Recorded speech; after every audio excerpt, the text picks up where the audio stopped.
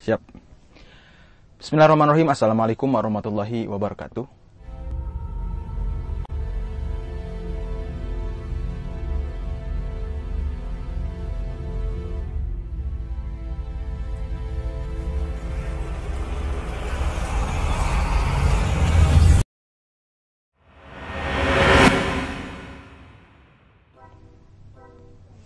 Kuma kabar sadayana murangkali anak-anak semuanya. Apakah kalian pada saat semuanya mudah-mudahan kita senantiasa diberi kesehatan dan kita harus tetap menjaga kesehatan kita ya. Dan habun we dan di kesempatan kali ini saya akan meneruskan dari episode yang kemarin, yaitu tentang kaligrafi. Kemarin kita belajar tentang bagaimana cara potong kalam kaligrafi yang benar. Nah, jika kalian yang belum lihat atau belum tahu, bisa lihat videonya di sini. Dan sekarang kita ke tahap yang cukup atau sangat penting dalam kaligrafi untuk tahap pembelajaran, yaitu bagaimana cara kita memegang kalam. Kita langsung saja. Kalian bisa langsung lihat ke layar.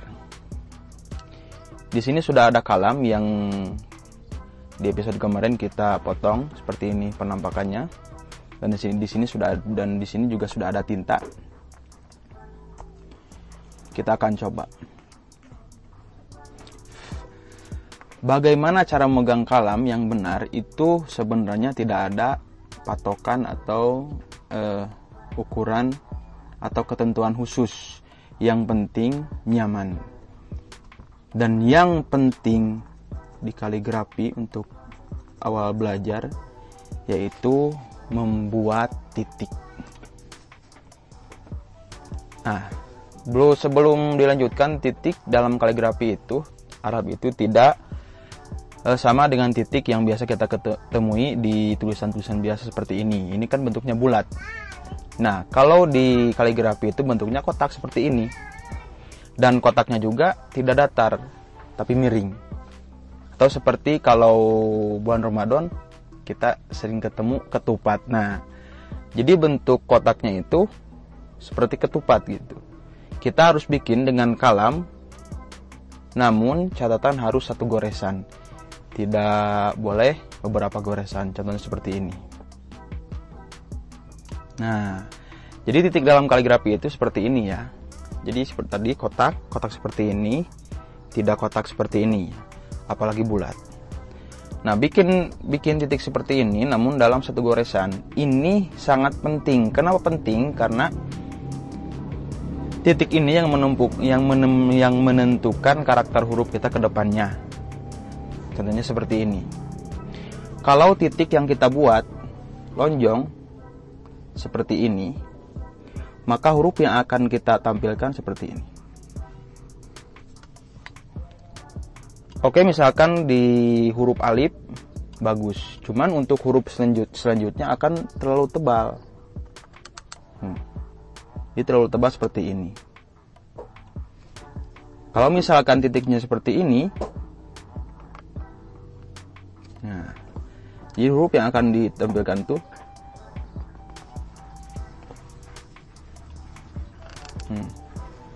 seimbang antara titik dan tarikan itu, baik huruf ba atau selanjutnya itu seimbang. Nah, ini yang akan menentukan karakter huruf kita dan juga supaya tidak rubah-rubah. Contohnya seperti ini. Misalkan dalam huruf Arab kita akan membuat ada dua huruf yang tegak, misalnya alif dan lam. Seperti dalam bismillah ada kata Allah, terus Ar-Rahman, Ar-Rahim itu kan ada alif, ada lam. Apalagi dalam kalimat Allah itu ada lamnya 2. Itu yang tegak ada 3. Kita ambil saja yang Ar-Rahman. Dalam tulisan Ar-Rahman, misalkan kalau kita titiknya belum sempurna atau belum bisa sama, bisa terjadi seperti ini. Untuk huruf alif itu langsing. Nah, ketika kita membuat huruf lam, nah ini yang terjadi.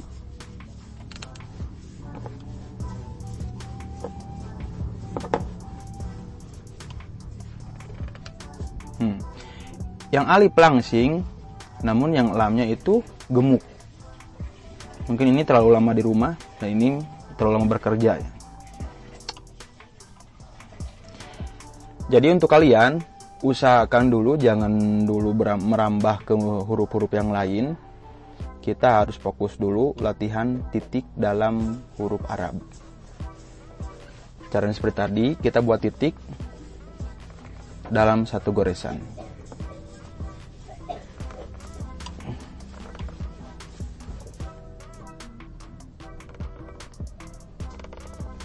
Seperti ini, kurang lebih seperti ini. Dan juga dalam pembuatan titik jangan terburu-buru ya, karena tulisan Arab itu tidak perlu buru-buru untuk mendapatkan keindahan, kecuali hanya untuk mendapatkan mudah dibaca. Seperti kalau santri, pasti beberapa santri ada yang menulis rangkuman atau cacarakan seperti Jurumiyah yang Sundanya itu kan pakai pegon. Kalau misalkan kita lambat seperti ini, wah tertinggal. Jadi biasanya mereka itu suka nulis dengan cepat. Misalkan bla bla bla bla bla, Ari anu disebat Islam.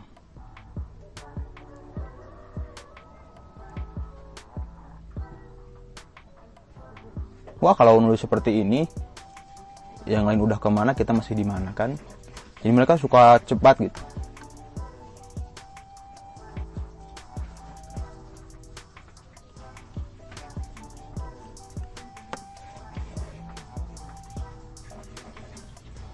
Jadi itu untuk mengejar komplitnya bacaan dan juga bisa dibaca jelasnya. Ya, untuk apa kan tulisan kita komplit terus kita tidak dibaca.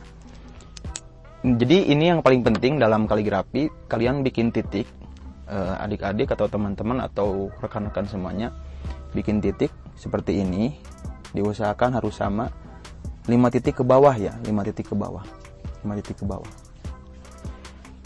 Bagi kalian yang sudah punya paku A6 itu sangat bagus, karena ini kan ukurannya besar, jadi kita bisa tahu bentuk titik kita itu sama atau tidak. Kalau misalkan pakai yang kecil seperti spidol, atau kalau saya punya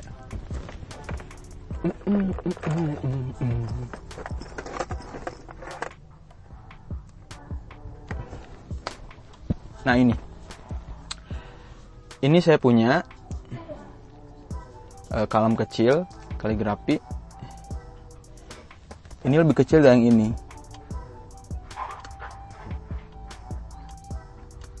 Tidak apa-apa, cuman akan agak sulit membedakan titik kita itu sama atau tidak. Jadi kalau bisa itu pakai dulu paku A6. Jadi ukurannya bisa besar ya. Kalau kalam seperti ini hanya untuk jika kita kalau ibu-ibu guru itu suka nulis doa-doakan untuk anak-anaknya, nulis pakai ini misalkan di buku.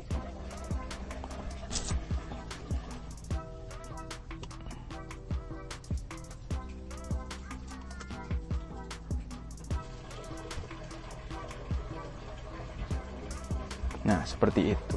Pakai yang kecil bisa. Bagaimana kalau kita tidak punya kalam? Alternatif yang lain, kalian bisa pakai stabilo.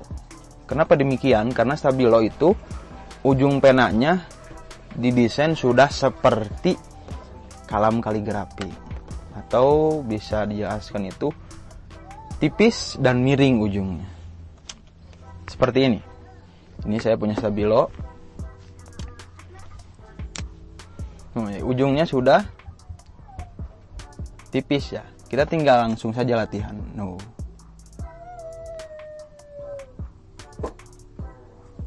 Tuh kan. Karena banyaknya warna stabilo, tidak hanya hitam, Jadi diusahakan pilih yang warna cerah. Kalau bisa pilih warna hijau. Hijaunya itu hijau khas stabilo ya, bukan hijau muda, bukan hijau tua, bukan hijau botol. Nah, seperti ini. Ini akan lebih mudah. Kita pakai warna kuning biar agak kontras.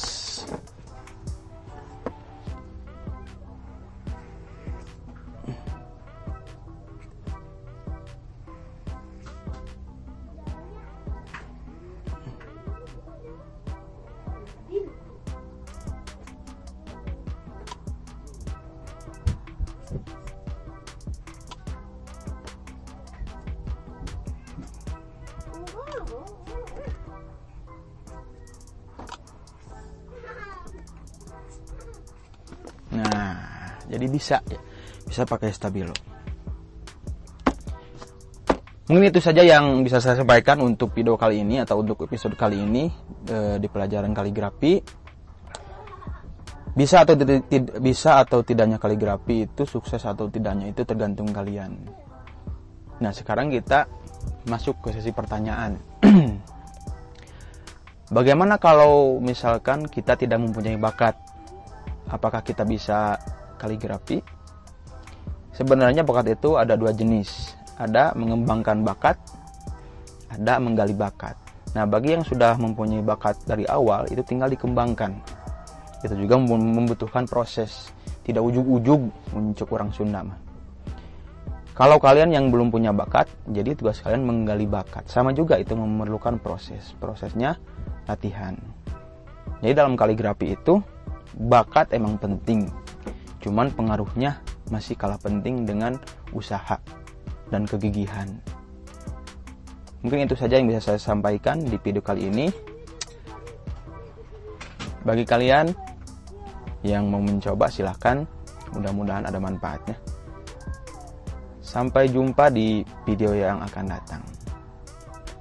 Terima kasih. Assalamualaikum warahmatullahi wabarakatuh.